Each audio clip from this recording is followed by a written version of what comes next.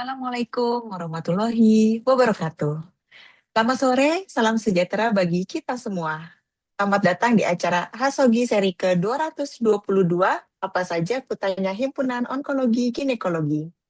Hasogi merupakan webinar yang diselenggarakan oleh Hogi yang membahas dan mendiskusikan permasalahan kasus di bidang onkologi ginekologi yang kita temui sehari-harinya. Izin memperkenalkan diri, nama saya Dewi Tanilasari sebagai MC sore hari ini. Baiklah, pada webinar ke-222 kali ini, kita akan membahas topik yang sangat menarik, yaitu mengenai tumor borderline ovarium antara jinak dan ganas, bagaimana mengelolanya. Sore hari ini, kita akan dimoderatori oleh Dr. Edi Wibowo Ambari, spesialis obstetri ginekologi, subspesialis onkologi. Beliau merupakan konsultan onkologi ginekologi di Fakultas Kedokteran Universitas Diponegoro, RSUP Dr. Karyadi Semarang. Selamat sore, dokter. Selamat sore, Dokter Dewita, Dokter Unedo, dan Dokter Kemala. Sore. Sore, dokter. Kemudian kita akan ada dua pemateri, yaitu yang pertama oleh Dr. Unedo Hence Marcos Sihombing, spesialis obstetri ginekologi, subspesialis onkologi. Beliau merupakan konsultan onkologi di Fakultas Kedokteran Ukrida, RSUD Pasar Minggu, Jakarta. Selamat sore, dokter. Selamat sore, Dokter Dewi, Dokter Edi, dan Dokter Kemala. Semua pemirsa di Indonesia, selamat siang. Kemudian pembicara kita yang kedua adalah Dr. Kemala Isnaini Asih Mantili Dewi, spesialis obstetri ginekologi, subspesialis onkologi, PhD. Beliau merupakan konsultan onkologi ginekologi di Fakultas Kedokteran Universitas Pajajaran, RSUP Dr. Hasan Sadikin, Bandung. Selamat sore, dokter. Selamat sore Dr. Delita, selamat sore Dr. Edi Wibowo, Dr. Unedo. Kami ucapkan terima kasih waktu yang diberikan oleh moderator dan para pembicara untuk ketersediaannya sore hari ini mengisi ASOGI. Terima kasih juga kami sampaikan untuk para partisipan yang telah setia ikut ASOGI dari minggu ke minggunya. Untuk acara pertama, kita simak bersama sambutan dan pembukaan oleh Sekjen Hogi, Dr. Tovan Widya Utami, spesialis obstetri ginekologi, subspesialis onkologi. Kepada Dr. Tovan, dipersilakan. Ya, baik. Terima kasih Dr. Delita. Bismillahirrahmanirrahim. Assalamualaikum warahmatullahi wabarakatuh. Selamat sore, Profesor Dokter sekalian, dimanapun berada. Berbahagia sekali pada kesempatan sore hari ini kita bisa berkumpul bersama ya, berjumpa walaupun di virtual dalam acara Sogi yang ini angkanya Mantap. cantik sekali ya. Triple 2 gitu ya. Jadi di sini sudah hadir moderator kita, Dr. Edi dari Semarang ya, Dr. Kemala dari Bandung, dan Dr. Unedo dari Jakarta ya. Jadi mudah-mudahan kita semua bisa tercerahkan ya. Topiknya menarik sekali ya. Dalam hal ini tentu saya mewakili Dr. Brahmana yang saat ini di PIT ya, PIT Banten, dan kelihatannya ini teman-teman yang bergabung ini masih ini ya, masih asik ya mengikuti PIT Banten, Dr. Edi ya. Yang saya ini eh, lihat baru 43 bergabung ya, padahal yang mendaftar sudah 242 ini gitu ya. Yang 200 lainnya masih asik ya menonton PIT Banten ya untuk apa scientific agendanya. Ya, jadi saya tidak akan berlama-lama tentunya teman-teman sekalian ya. Mudah-mudahan acara kita betul-betul penuh manfaat dan sampai kapanpun, sampai di atas 1.000 kata Dr. Brahmana ya. Mudah-mudahan apa tidak pernah habis nih, luar biasa, saya salut sekali apa ide-idenya selalu mengalir ya. Jadi hal ini terkait dengan BOT ya, borderline ovarian tumor, mau tipe mucinous, mau tipe serous ya. Bagaimana sih kita melihat karakteristiknya, nanti pasti akan dipaparkan secara lengkap ya. Di mana letak apa namanya peran dari teman-teman sekalian SPOG non onkologi ya.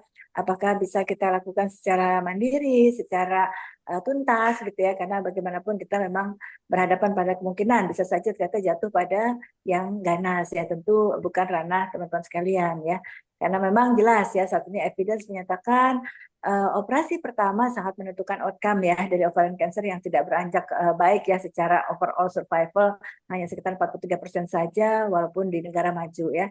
Baik, saya rasa teman-teman sekalian sudah tidak sabar ya bagaimana menghadapi suatu BOT, jinak atau ganas gimana ya, low malignant potensial namanya ya, bagaimana mengelolanya dan seterusnya.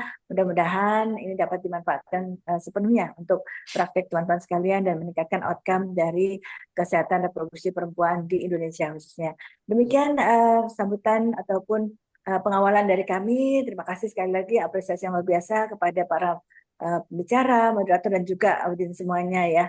Kami menantikan segala macam masukan ya pastinya.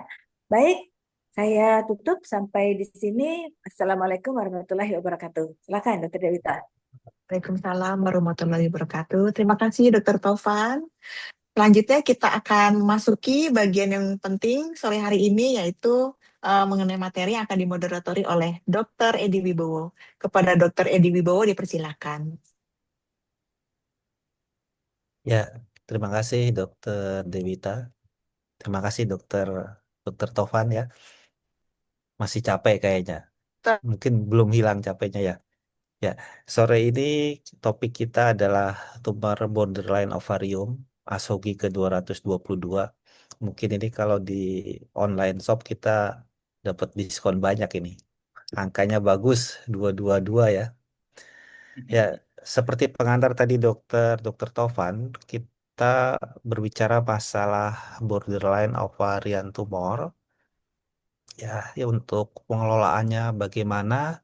Mungkin yang pertama saya persilakan Dokter Unedo dari subspesialis konsultan onkologi dari Ukrida ya, Rumah Sakit Pendidikannya. Kami persilakan Dokter Unedo.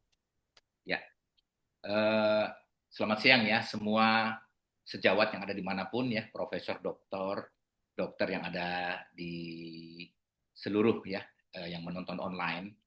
Pada kesempatan ini terima kasih kesempatannya, kepercayaannya kepada Hogi ya, kami membawakan materi yang cukup menarik ya, borderline ovarian tumor. Saya izin share ya, Dokter Edi ya. Ya, jadi borderline ovarium tumor ini kita kenal dengan istilah tumor borderline ovarium ini satu fenomena ya cukup menarik karena dibilang jinak juga enggak, dibilang ganas juga enggak ya. Jadi bagaimana mengelolanya mungkin kita perlu belajar sharing sama-sama dalam hal ini. Ya. Jadi tumor borderline ini mempunyai entitas sendiri ya, punya entitas sendiri. Jadi apa itu? Entitasnya adalah suatu terjadi proliferasi epitel atipik tanpa invasi stroma destruktif ya. Jadi kategorinya antara kistoma adenoma jinak dan karsinoma invasif ya. Saya sedikit memaparkan ya dari segi histopatologi supaya agak kita mempunyai wawasan tersendiri ya. Jadi kalau kita lihat di sini struktur histologi ovarium normal, kalau kita lihat di sini adalah epitel-epitel daripada ovum yang maupun epitel di luar di dalam, dan ini stroma. Nah, yang disebut dengan histologi borderline adalah sebagai berikut ya, terjadi perubahan arsitektur daripada epitel. Ya, jadi epitel-epitel di sini berubah. Kalau kita ketahui bahwa normalnya nukleus sama sitoplasma itu berbanding 1:3. Di sini kita lihat bahwa epitel-epitel arsitekturnya kompleks dan terjadi perubahan atipik ya. Yang menjadi khasnya adalah tidak terjadi invasi dari stroma. Ya, jadi kalau kita lihat stromanya di sini bersih ya. Di sini kita lihat stromanya sudah mulai dimasuki oleh pada sel-sel atipik tapi belum masuk ke dalam stroma. Berbeda dengan karsinoma invasif. Kalau kita lihat di sini epitel-epitelnya sudah mengalami perubahan ya. Arsitektur selnya, nukleusnya, sitoplasma berubah dan sudah menginvasi sitoplasma.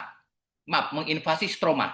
Yang ini yang membedakan bagaimana dan kenapa karsinoma pada ovarium sudah mengalami penyebaran. Karena di dalam stroma itu sendiri didapati kita ketahui pembuluh darah dan pembuluh-pembuluh kelenjar.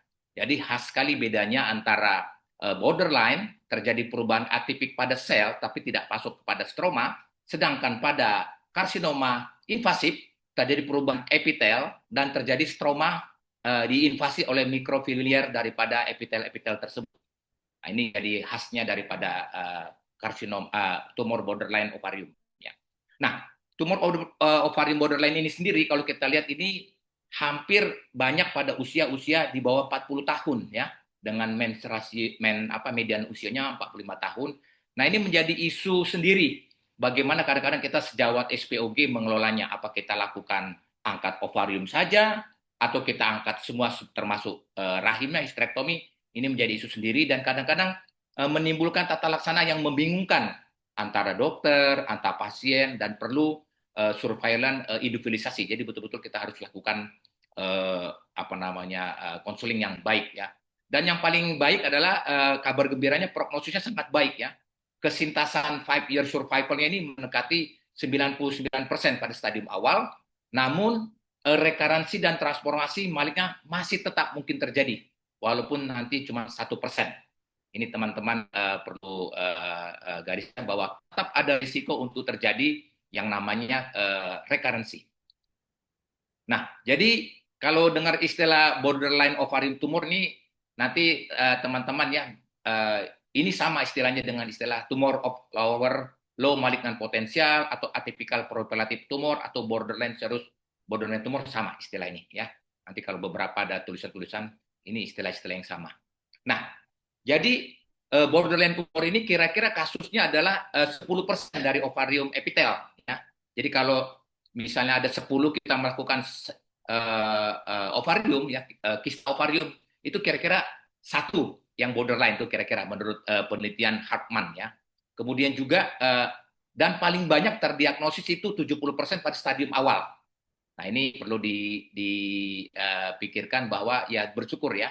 Nah, dengan insidennya meningkat ya, mudah dengan menggunakan pencitraan ya, kita sering dapat menentukan ini kira-kira borderline ya, tidak ada padat tapi kok namanya epitelnya kok sudah agak berubah, nah bisa dilakukan lebih mudah ya. Nah, jadi spektrumnya itu tadi saya katakan bahwa inti konsep dari tumor itu 3, yaitu jinak, borderline, dan ganas. Kalau jinak kita katakan sebagai kis adenoma ya, borderline kita katakan sebagai tumor low malignant potensial, dan ganas adalah karsinoma invasif, dengan perbedaan sekali lagi ditekankan bahwa sudah terjadi atipik tapi tidak ada invasi destruktif daripada stroma di dalam ovarium itu sendiri. Berbeda dengan ganas sudah terjadi destruktif sehingga berprognosis berpotensi metastasis dan sering terjadi prognosis jadi lebih buruk.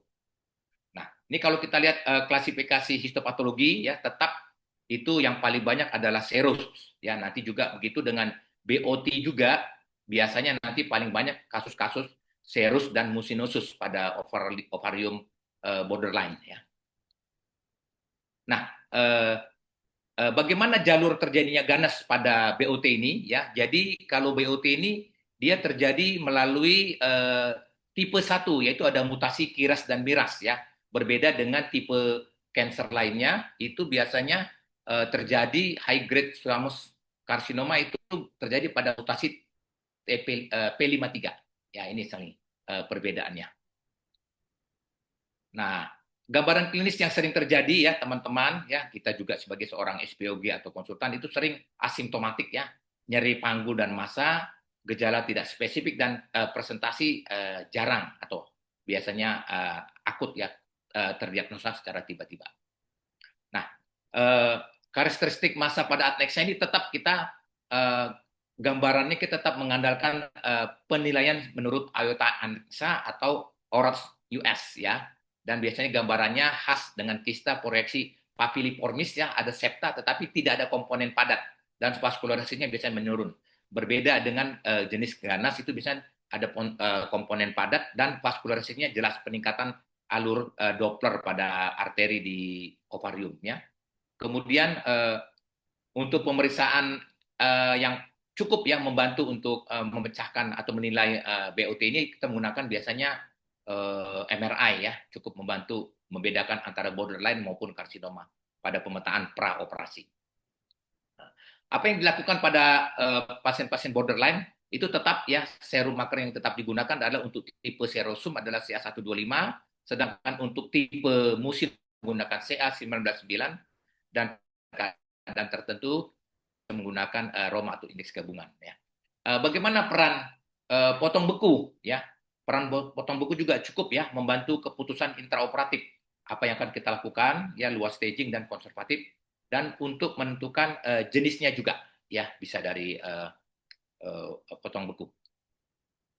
Nah, prinsip stagingnya itu yang pertama adalah terbatas pada satu ovarium, ya. Kemudian kita biasanya melakukan ekstensi, kita melakukan eksplorasi ke L. pelvis dan resiko penyebaran ke peritoneal. Walaupun pada staging di borderline tidak lazim dilakukan pengangkatan daripada kelenjar getah bening. Dan kita juga melakukan explore, ada resiko terjadi penyebaran secara jauh. Ya, ini kira-kira penyebaran pada ovarian cancer. Kalau kita lihat stadium awal hanya terbatas pada ovarium, stadium lanjut biasanya sudah menyebar ke daerah lain, dan begitu juga pada stadium 3 mengenai kelenjar getah bening, dan stadium 4 menyebar kepada hati dan paru-paru. Jadi prinsip staging bedah komprehensif yaitu tadi saya katakan bahwa kita melakukan eksplorasi, kemudian juga kita melakukan reseksi tumor utuh, hindari ruptur intraoperatif untuk mencegah resiko rekarensi, dan melakukan omentektomi biasanya kita melakukan tidak total, ya, biasanya hanya biopsi tertentu, dan melakukan inspeksi menyeluruh serta melakukan appendix selektif pada kasus-kasus yang musinosum. Nah, bagaimana rekarensi terjadinya kekambuhan apabila pada pasien-pasien BOT stadium 1, ya. Kalau kita lakukan kistektomi menurut ESGO itu terjadi rekarensinya 30%, ya. Kalau kita lakukan hanya satu, salpingo-oophorectomy unilateral, itu rekarensinya biasanya 11%. Nah, kalau kita lakukan dua-duanya, rekarensinya cukup rendah, yaitu minus atau sekitar 2%. Jadi prinsip pemilihan itu tergantung dari fertilitas, ya, kemudian juga tergantung apakah yang terkena, dan staging tetap dianjurkan untuk mencegah rekarensi, ya. Pembedahan radikal pada BOTD biasanya pada orang-orang yang yang ingin menuntaskan keinginan reproduksi, ya. Jadi tidak ingin hamil lagi, kita lakukan bisa sedikit lebih radikal, ya, kita angkat ovariumnya, keduanya uterusnya, ya, ini. Kemudian juga dilakukan hysterektomi bilateral, staging dan staging dipertimbangkan bila staging awal tidak lengkap. Nah, untuk limfadenektomi rutin tidak dianjurkan. Nah, bagaimana peran kemoterapi, ya? Kemoterapi adjuvan biasanya tidak direkomendasikan pada tumor-tumor borderline, ya, termasuk pada penyakit implan yang non invasif, ya.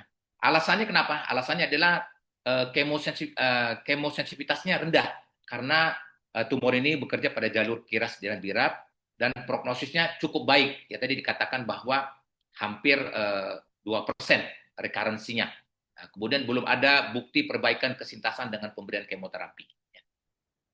Faktor prognosis, ya, tergantung dari stadium, ya, implants, adanya pola mikropapiler, kemudian adanya residu dan karsinoma intraepithelial, dan subtype histologi juga ini menentukan prognosisnya.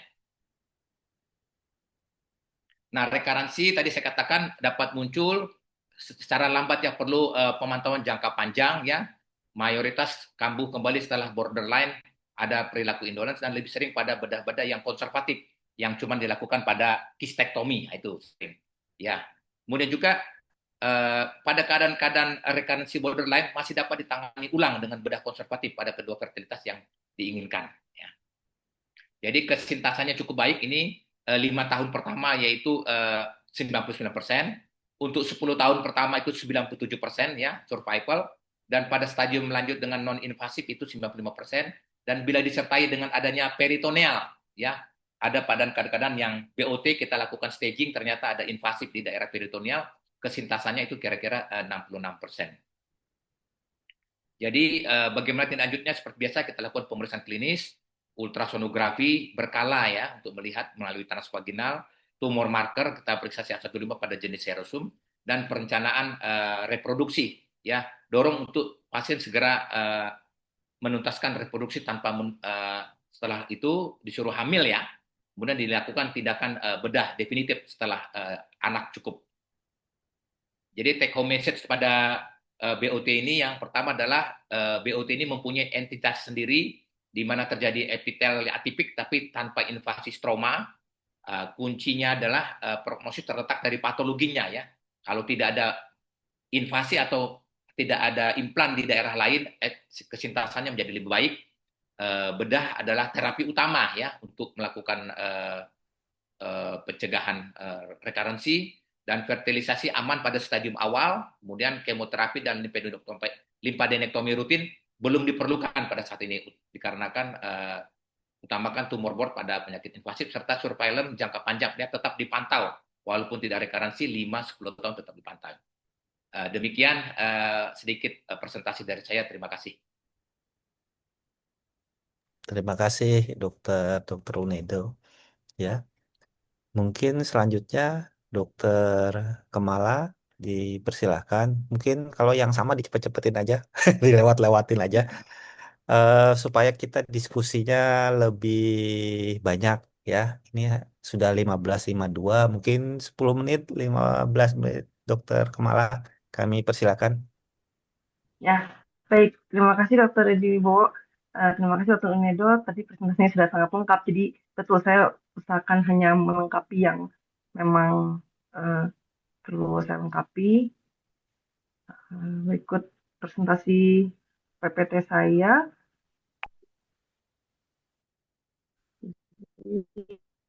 Pada ASHOGI seri 222 ini kita membahas BOT, tumor borderline ovarium, antara jinak dan ganas, bagaimana mengelolanya. Tadi sudah dijelaskan oleh Dr. Unedo sebenarnya secara sejarah sekarang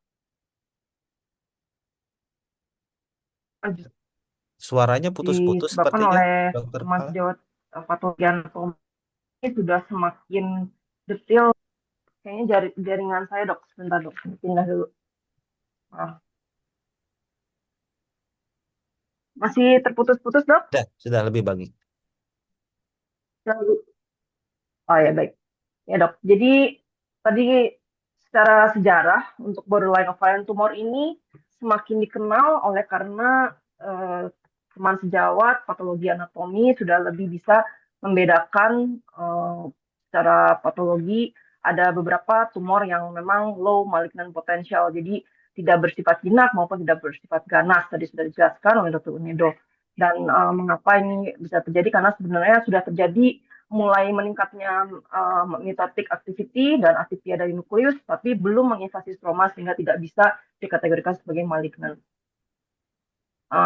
Dan yang kita lihat bahwa dari WHO Histology Classification tahun 2020 memang membedakan borderline ini yaitu bukan kategori yang invasif, yaitu yang kategori 3, tapi juga bukan 0, bukan benign. Jadi dia bisa bersifat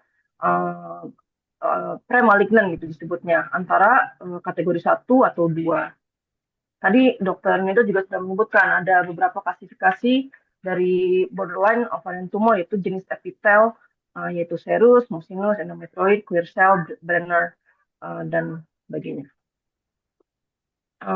Tadi juga ini kan kita sudah sebutkan terlibatnya beberapa mutasi dari oncogene KRAS, BRAF, dan dengan mengaktifasi MAPK signaling pathway.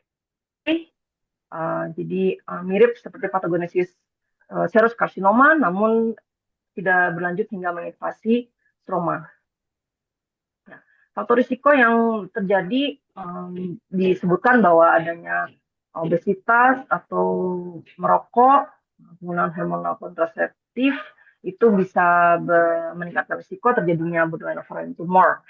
Gejala yang bisa terjadi, setuju saya bahwa memang karena ini adalah tumor ovarium sehingga seringkali bersifat asimptomatis dan secara tidak sengaja ditemukan saat wanita tersebut melakukan pemeriksaan dan pada pemeriksaan panggul atau dilakukan transvaginal ultrasound, kemudian secara tidak sengaja ditemukan tumor ovarium borderline ini. Untuk tumor marker untuk mendeteksi BOT belum ada yang dapat dipegang karena sesuai dengan tumor ovarium lainnya tidak ada yang spesifik. Dikatakan CA125 bisa digunakan atau untuk yang tipe mucinous itu yang CA199. Namun secara umum tidak ada serum tumor marker yang secara reliable bisa digunakan untuk deteksi dini. Saya setuju dengan Dr. Unedo bahwa saat ini kemampuan ultrasonografer maupun kualitas dari ultrasonografi bisa membantu membedakan antara borderline ovarian tumor dengan yang benign maupun yang jinak, yang benign maupun yang ganas, tapi memang seringkali sulit karena ada beberapa hal yang ditemukan pada BOT tetap lebih mendekati ke arah invasif karsinoma sebenarnya. Mengapa? Karena pada early stage ovarian carcinoma juga mirip karakteristiknya dengan yang BOT. Kenapa yang tadi disebutkan? Kalau Doppler ultrasound mengidentifikasi bahwa neovaskularisasi juga bisa terjadi pada BOT. Saya akan tunjukkan di slide selanjutnya. Jadi misalnya untuk serous ovarian tumor atau serous BOT yang paling sering terjadi di tipe-tipe BOT dibandingkan yang lainnya, untuk gambar A sampai F ini saya ambil dari suatu jurnal, ini menunjukkan typical pattern dari serous BOT.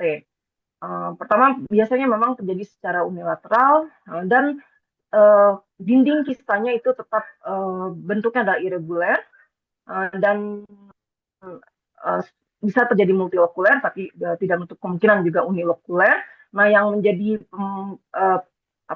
bisa salah dengan invasive carcinoma adalah tetap terjadi papillary projection. Papillary projection-nya ini yang dilihat selain terbentuk papillary projection, dan ketika dilakukan color Doppler kita bisa lihat bahwa mungkin terjadi neovaskularisasi. Dan di gambar D ini adalah tipe neovaskularisasi yang sering terjadi. Ada vascular branching atau sering disebut firework signs. Sedangkan di gambar H dan I ini adalah yang serous carcinoma. Jadi tadi Dr. Enedo sudah menyebutkan satu hal yang pasti membedakan sebenarnya adanya bagian padat.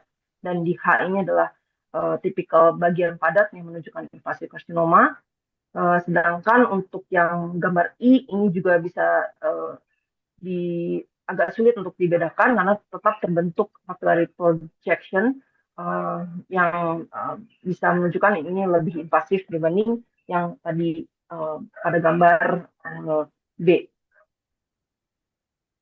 Kalau untuk mucinous borderline ovarian tumor, bagaimana membedakan secara ultrasonografi dibandingkan yang karsinoma?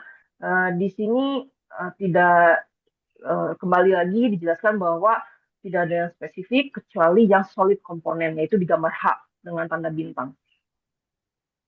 Ini di gambar di jurnal ini juga dijelaskan untuk yang tipe seromucinous atau campuran serus dan mucin BOT. Bagaimana cara membedakannya? Masih tetap bahwa agak sulit dan bagian padat selalu menjadi pembeda. Sekarang saya berlanjut mengenai penanganan BOT. Jadi penanganan BOT itu apakah diperlukan penanganan secara multidisiplin? Bahwa dari referensi ini disebutkan tentu diperlukan untuk ahli patologi anatomi yang sudah ahli karena memang sulit untuk mendiagnosis BOT ini. Karena begitu BOT ini didiagnosis sebenarnya agak menyulitkan karena bukan jinak dan bukan ganas, sehingga bila didiagnosis benign harus hati-hati karena bisa saja sebenarnya ini salah diagnosis sebagai karsinoma. Begitupun sebaliknya, kalau ternyata ini adalah BOT tapi didiagnosis sebagai invasive karsinoma, maka sebenarnya akan memberatkan buat pasien karena pasien mungkin akan membutuhkan ajukan terapi dan sebagainya. Kemudian multidisipliner MDT atau multidisipliner team juga dibutuhkan ketika pasiennya usia muda, tentu karena untuk fertility sparing. Ini mungkin saya skip saja, dokter, perbedaan serous dan mucinous borderline ovarian tumor, karakteristiknya seperti apa. Klasifikasi juga saya skip saja, dan tadi sebenarnya treatment dari BOT sudah sangat dijelaskan oleh Dr. Unedo. Yang membedakan adalah bila pasiennya masih membutuhkan fertility sparing, maka kita akan memperlakukan pasiennya dengan konservatif surgical staging. Jadi kita eksplorasi dan memastikan tidak ada tumor di tempat lain dan hanya melakukan satu unilateral starting ovarectomy dan tidak dianjurkan untuk kistektomi karena akan meningkatkan tingkat rekurensi. Tapi berbeda bila pasiennya tidak membutuhkan fertility sparing, maka tentu dilakukan complete surgical staging atau disebut radical surgery. tambahan mungkin untuk early stage yang kita yakin bahwa ini adalah early stage of borderline tumor saat melakukan preoperatif dan intraoperatif juga ditemukan tidak ada massa yang jelas di tempat lain sehingga stadium 1, maka kan ada pilihannya untuk melakukan fertility sparing. Yang ingin saya tambahkan adalah diingat bahwa untuk yang mucinous borderline ovarian tumor, kita tahu bahwa dari karakteristiknya mungkin terdapat kelainan di appendix, maka jangan lupa melakukan appendektomi, tetapi hanya dilakukan bila secara makroskopis kita lihat appendixnya abnormal. Kemudian untuk yang tipe endometrioid BOT ini barangkali bila ditemukan secara frozen section bahwa ini adalah tipe endometrioid BOT, maka bila pasiennya memutuskan untuk fertility sparing, maka tetap dilakukan endometrial sampling untuk memastikan tidak ada kelainan pada endometrium dan dapat dilanjutkan dengan konservatif surgical staging-nya.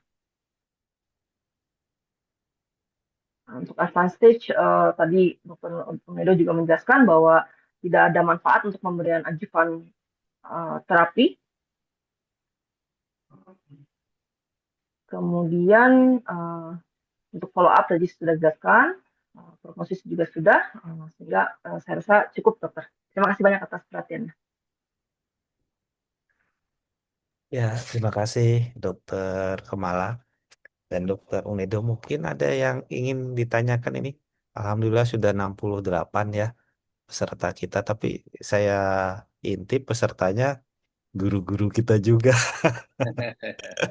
Ya, mungkin begini, Dokter Unedo, kalau belum ada pertanyaan, begini, kalau saya lihat tadi apa yang dipaparkan Dokter Unedo, Dokter Kemala ya, itu kan direct borderline ovarian tumor. Ya, kalau kita lihat pengelolaannya itu kan langsung borderline ovarian tumor. Sementara dari segi klinis, dari segi anamnesis, atau apa ya tadi, ultrasound, tumor marker, kita kan itu sulit membedakan ke arah borderline atau malignan. Ya, ini pertanyaan saya ini buat Dokter Unedo nih. Ya, kayaknya kalau saya lihat di sini justru yang paling berperan penting adalah fungsi frozen section. Bagaimana, Dokter Unido? Terima kasih ya. Jadi di lapangan ya, di klinis kita sehari-hari memang untuk menentukan borderline itu sebetulnya kita secara insting sudah bisa ya, pengalaman itu kira-kira ini sepertinya ganas atau sepertinya jinak sudah kelihatan ya. Kita mau bilang ganas tapi kok tidak ketemu bagian padat dengan USG biasanya. Tapi kalau mau dibilang jinak juga sepertinya ukurannya sudah besar, CA125-nya sudah agak meninggi ya biasanya dokter Edi ya. Ini membuat kita sepertinya, dan ada gambaran sedikit Doppler, cuman bedanya dia tidak ada bagian padat. Nah, biasanya pada kasus-kasus tertentu memang kita sulit di lapangan kalau kita tidak frozen section dok, betul ya. Jadi biasanya kita akan tambahkan frozen section. Nah, yang menjadi permasalahan sekarang biasanya frozen section tuh menurut pengalaman saya di rumah sakit dok, itu dia hanya menentukan subtype antara borderline ada mucinosus. Dia tidak sampai seperti dokter Kepala katakan tadi menentukan endometrioid, tidak dok. Biasanya hanya borderline dengan borderline mucinosus jenisnya gitu loh. Ini yang agak di lapangan agak sulit. Apakah kita tadi dikatakan oleh dokter Kemala kalau dia endometrioid ya, kalau tidak salah itu harus dilakukan hysterektomi. Nah, ini agak kesulitan. Kita tidak berani bilang angkat hysterektomi karena belum mendengar langsung tipe endometrioidnya dok. Nah, biasanya kalau kita komunikasi dengan ahli PA-nya, ya kebetulan saya sering dengan komunikasi dengan PA kita, ini tipe jenisnya apa dok ini subtype-nya? Oh, pokoknya nanti tunggu parafin bloknya selesai katanya kayak gitu. Jadi dia nggak berani bilang kecuali kalau moninosus dia berani bilang. Itu sih dokter Edi pengalaman jadi Ya, betul ya. case. Terima kasih, Dokter Unedo. Ini Dokter Kemala, ini sudah ada pertanyaan, alhamdulillah dari audiens. Ini ada Dokter Irwin menanyakan, selamat sore dokter. Ini mungkin Dokter Kemala dulu ya. Ada pertanyaan, apakah borderline itu perlu dilakukan kemoterapi? Ini sepertinya agak terlambat. Tidak apa-apa, nanti disampaikan. Kemudian bagaimana tata laksana pada pasien usia muda yang menjalani unilateral salpingoprektomi tanpa kecurigaan ganas sebelumnya dan ternyata PA-nya borderline. Apakah ada cara mencegah BOT menjadi kanker? Silakan, Dokter Kemala. Ya, terima kasih Dokter Dibowo. Terima kasih Dokter Irwin atas pertanyaannya. Untuk pertanyaan pertama, jadi BOT itu karena tidak ada sifat invasif, tidak ada manfaat dari studi-studi untuk mendapatkan ajuvan kemoterapi meskipun pada stadium lanjut. Saat ini tata laksana atau guidelines yang dipegang oleh kita, prinsip utamanya adalah tindakan pembedahan adalah yang paling utama. Kemudian untuk selanjutnya adalah surveillance, jadi tidak ditambahkan adjuvan. Kemudian untuk nomor 2, pada pasien usia muda yang telah dilakukan unilateral salpingooprektomi, tapi ternyata hasil PA-nya keluar BOT, bagaimana tata laksananya? Jadi dalam hal ini memang informed consent adalah yang paling utama, bahwa perlu dijelaskan kepada pasien yang usia muda ini tata laksana surgical yang paling utama itu memang komplit atau konservatif surgical staging, artinya bukan hanya USO tapi juga dilakukan tadi Dr. Rinaldo yang menjelaskannya bahwa dilakukan komplit exploratory laparotomy, apakah ada masalah di tempat lain. Jadi kalau misalnya memang cuma misalnya Van sehingga misalnya hanya mau eksplorasi daerah pelvis tanpa melihat ke bagian omentum terutama atau appendixnya tidak dilihat, kita memang lebih baik menjelaskan pasiennya sebaiknya dilakukan repeat laparotomy surgery. Tetapi memang itu adalah pilihan untuk pasien untuk hanya menunggu atau jadi istilahnya surveillance langsung atau setuju dengan konservatif surgical staging dilakukan. Yang ketiga, cara mencegah BOT menjadi kanker. Ini menarik karena sebenarnya tadi Dr. Nedo yang menjelaskan, sebenarnya untuk transformasi dari BOT menjadi kanker itu bisa terjadi walaupun jarang.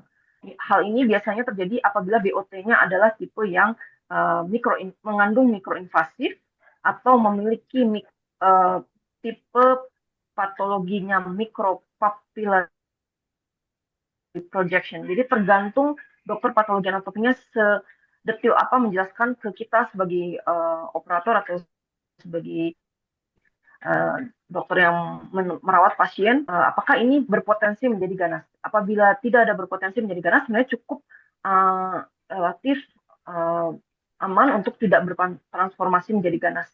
Begitu pendapat saya. Terima kasih.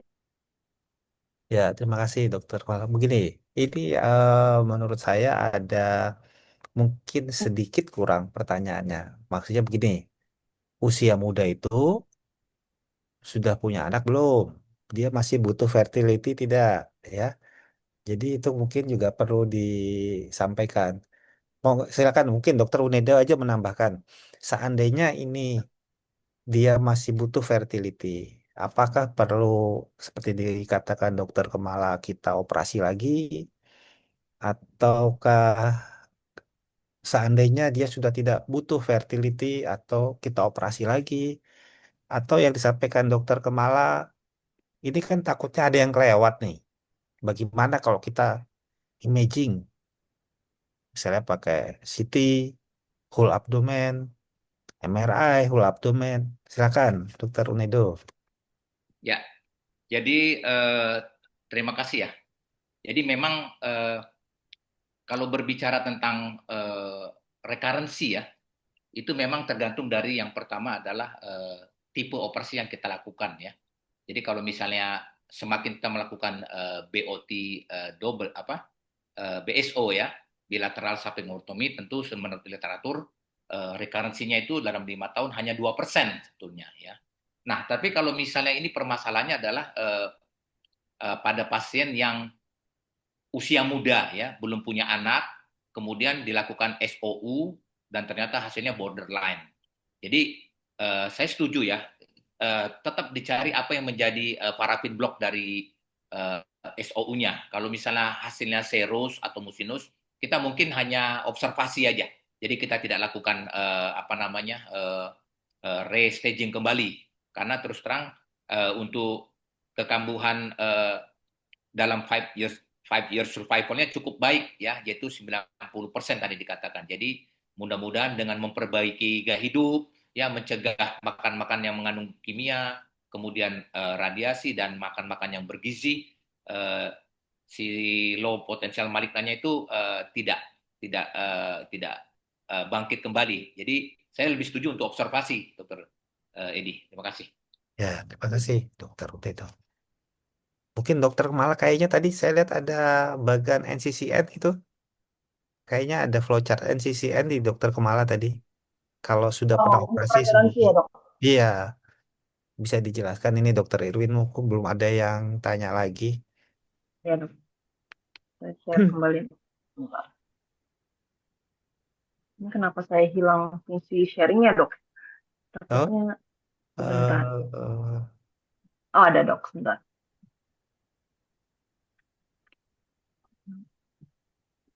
Bagan CCN ini menjelaskan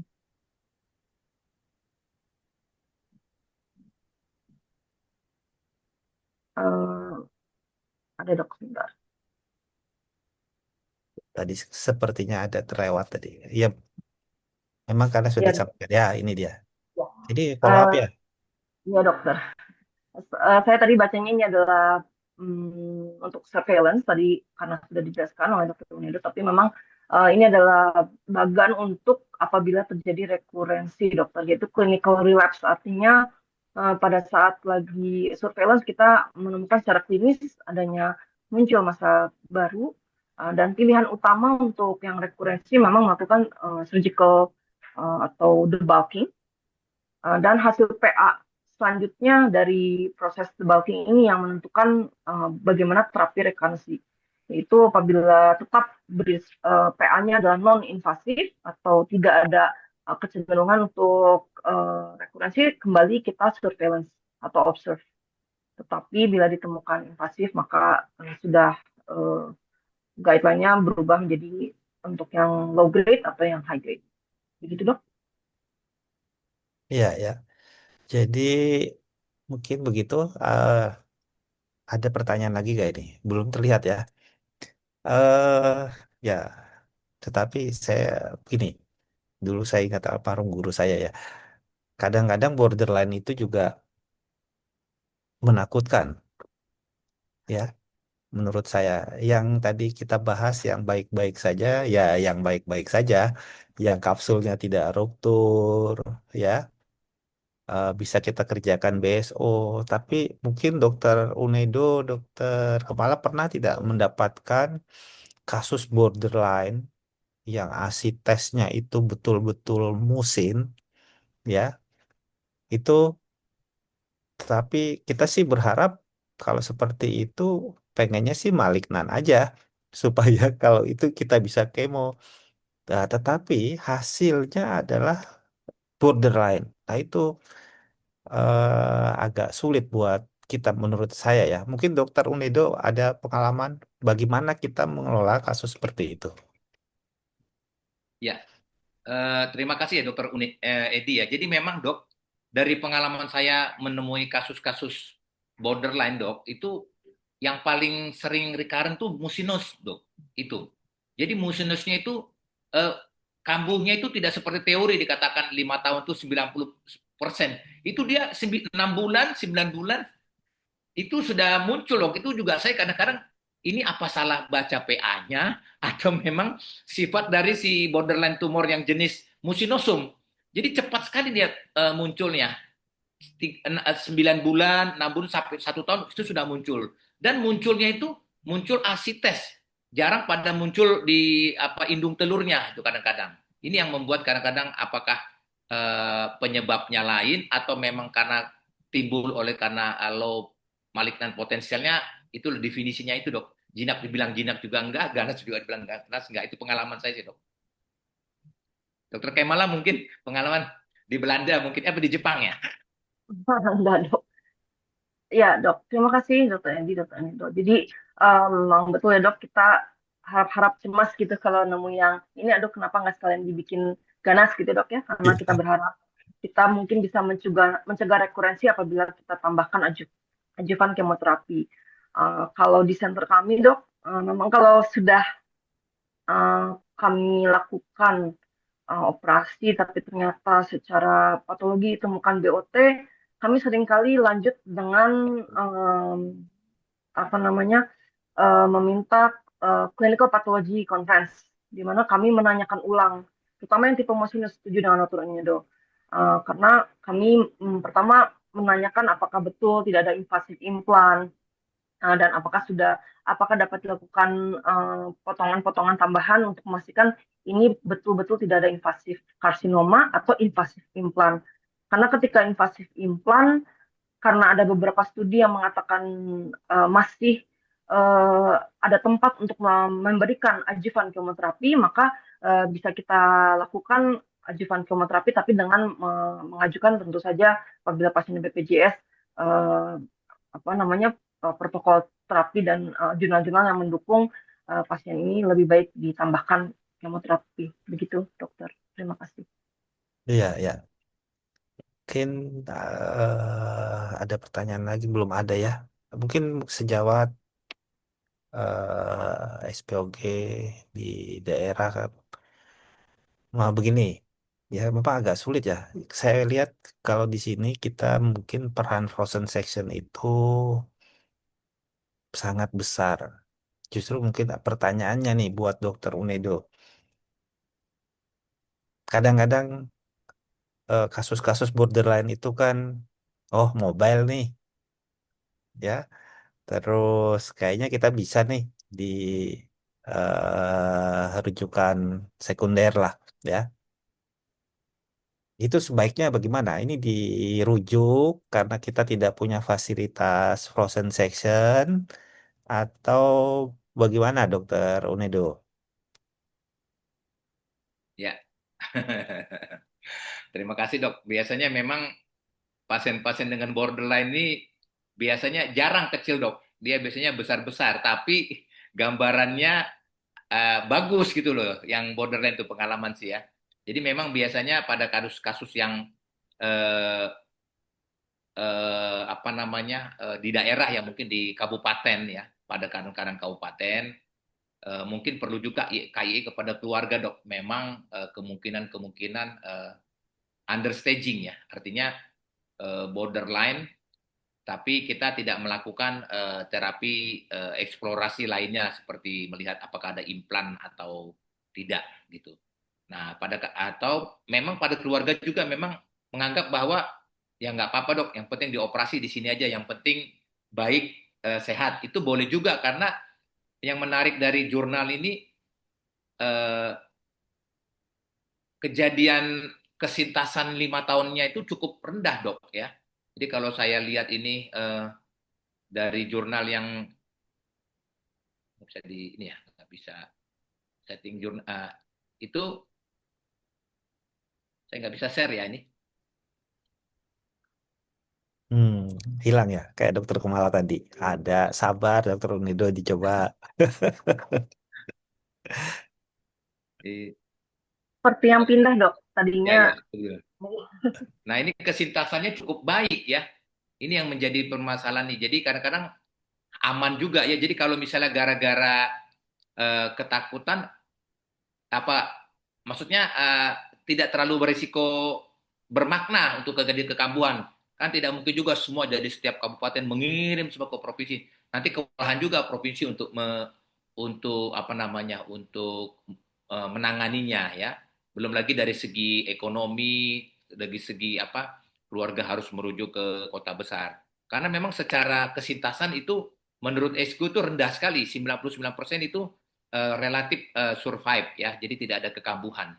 Nah, ya berbeda dengan yang ada peritoneal itu 66%.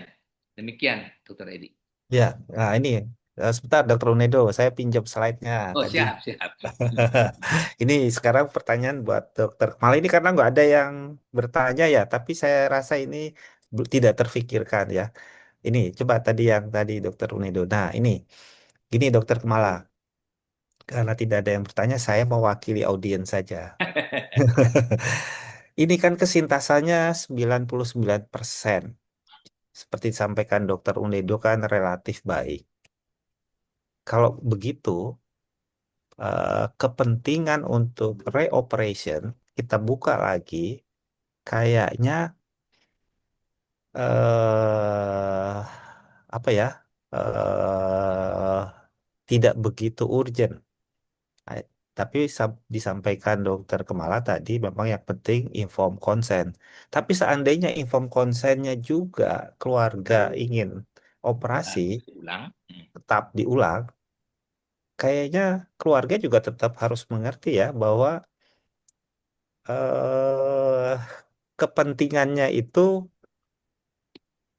mungkin tidak begitu besar ya dibandingkan ya amit-amit ya operasi itu kan pisau bermata dua ya. Eh, Betul. Bagaimana Dokter Kemala? Ya, ya betul setuju dok. Jadi memang kan inform consent yang paling penting dan mungkin ini sih dok. Berarti kan ini kan situasi yang dijelaskan oleh Dr. Edi apabila kita menerima rujukan bahwa ini sudah dilakukan unilateral salpingo-ovarectomy di luar dengan hasil BOT dan kemudian kita menerima rujukannya untuk dikonsultasikan tata laksana selanjutnya. Ya, Dalam hal ya, ini berarti kita pastikan kembali ya dok secara patologi anatomi. Jadi kita pinjam kembali parafin bloknya dan dikonfirmasi ulang di rumah sakit rujukan tersier dan kita pastikan ini memang BOT. Kalau BOT yang memang kita jelaskan kembali eh, bahwa angka recurrence ya tadi slide yang Dr. Edo yang tadi dipinjam nah, kita eh, jelaskan bahwa apabila ditemukan invasif implan di tempat lain yang tidak diambil saat operasi pertama, maka menurunkan uh, angka survival. Tapi ya apabila tidak ada invasif, sebenarnya secara umum ini memang baik. Dan tapi yang disebut dengan invasif ini kan tidak dapat ditemukan secara imaging kan dok, hanya ya, bisa ditemukan secara patologi. Jadi kembali kita risk and benefitnya betul-betul diskusi dengan keluarga. Saya setuju dok. ya, Boleh dengan jalan imaging atau resurgery itu betul-betul tergantung pasiennya. Gitu dok. ya. Terima kasih Dokter. Ini ada satu lagi nih Dokter Unedo. Nah ini karena kayaknya Dokter Unedo ini kan kalau konsultasi sama PA gampang, tinggal dicolek aja nyaut PA-nya. Makanya tadi Gini. dibawakan histopatologi dok Itu bersama. karena beliau ini istrinya dokter PA jadi kan bisa konsultasi selamanya. Ini dokter Unedo. Tadi sampaikan dokter Kemala untuk review ya. Tapi saya juga berpikir borderline ovarian tumor itu kan gede-gede. Kalau yang kita review, yang direview kan yang di blok parafin. Kalau samplingnya benar, iya nggak? Kalau sampling awalnya tidak benar, ya reviewnya mungkin hampir serupa tapi tak sama dengan hasil blok parafin yang sebelumnya. Bagaimana Dokter Unedo? Ya, terima kasih dok. Biasanya kalau terjadi diskrepansi ya dok ya, diskrepansi antara kita dengan eh, hasil sebelumnya, biasanya kita akan ahli PA biasanya meminta tidak hanya parafin blok dok, dia minta gross jaringannya. Jadi dia akan melakukan pemotongan ulang pada jaringan-jaringan yang dicurigainya itu biasanya. Jadi mudah-mudahan sih si dokter sejawat kita ahli patologi anatomi ini di samping memeriksa dari parafin blok dari bagian tertentu, dia akan potong lagi membuat parafin blok pada bagian yang lain dok, pada bagian-bagian yang mencurigakan gitu. Jadi dia datanya seperti dokter Kemala katakan tadi, mikroinvasif sama mikropapilariumnya itu lebih dicari.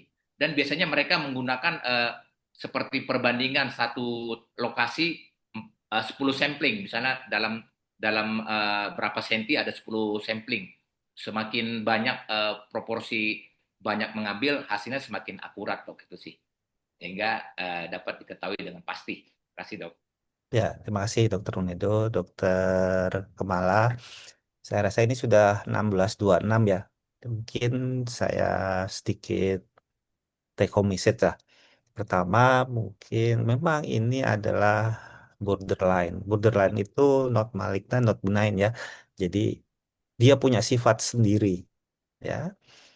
Dan borderline ini juga bisa kita sebut kemo resisten ya. Karena di kemo nggak akan ada hasilnya ya. Terutama pada kasus-kasus yang sudah implan ya. Justru operasi yang masif sampai peritonektomi itu katanya dianjurkan, tapi kemudian peran frozen section di sini sangat besar dan untuk operasi ulang kita perlu inform consent pada keluarga dan pasien kepentingannya karena prognosisnya juga cukup baik, jadi dipertimbangkan untung ruginya. Mungkin itu dari saya. Terima kasih Dokter Unedo Markusio sebagai subspesialis konsultan, Dokter Kemala Isnaini Sipantili Dewi sebagai subspesialis konsultan PhD atas sharing ilmunya. Terima kasih. Kami sampaikan kembali kepada Dokter Dewita sebagai MC. Terima kasih Dokter Dewita kesempatannya sore ini. Baik, terima kasih dokter selaku moderator Dr. Edi Wibowo dan narasumber kita sore hari ini.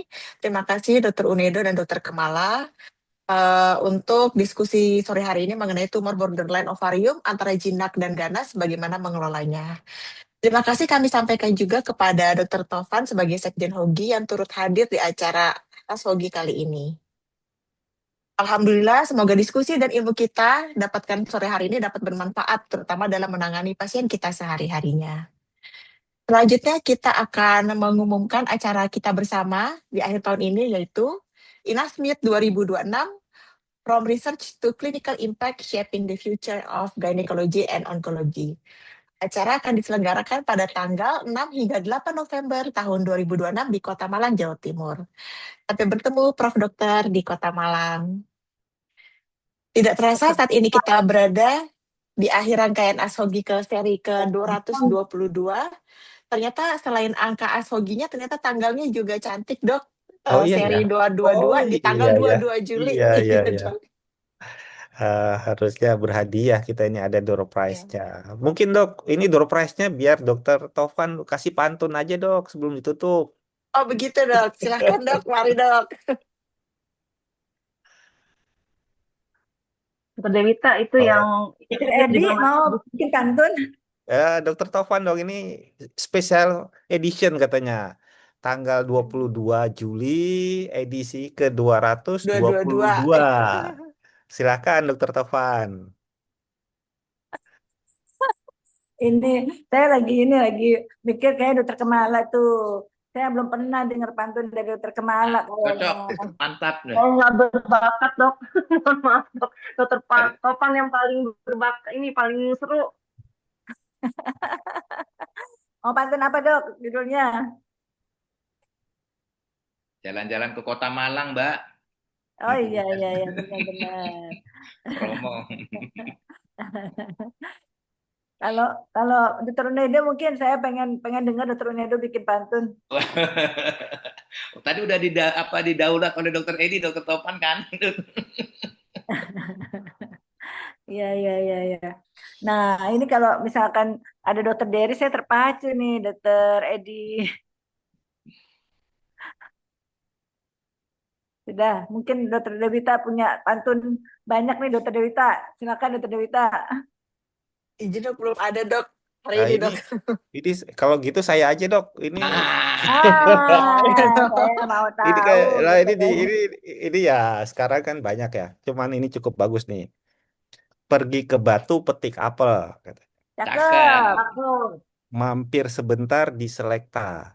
Cakep. Cakep. Datang ke Malang jangan buru-buru. Ya. Ya. Ikut Inasmid sampai selesai. Mantap. Gila. Lagi pengen dengar Dokter Edi berpantun. Makasih Dokter Edi. Ya, kembali Terima kasih, Dokter Dewita ya. Dokter. Mari. Baik, saya juga ingin mengingatkan untuk para peserta agar menyelesaikan pembelajaran di akun Pelataran Sehat yang dapat diakses hingga hari Jumat. Bagi yang terlewat atau ingin menyimak kembali, maka Ashogi seri ini dapat diakses di akun YouTube kami. Terima kasih juga kami sampaikan untuk para peserta dan para partisipan, para guru besar, konsulen, dan para guru kami yang telah ikut serta di Ashogi sore hari ini. Kami mengingatkan untuk ikut di Ashogi seri ke-223 minggu depan dengan topik yang tak kalah menarik, yaitu mengenai masa apneksa kompleks, evaluasi risiko, dan pengambilan keputusan klinis.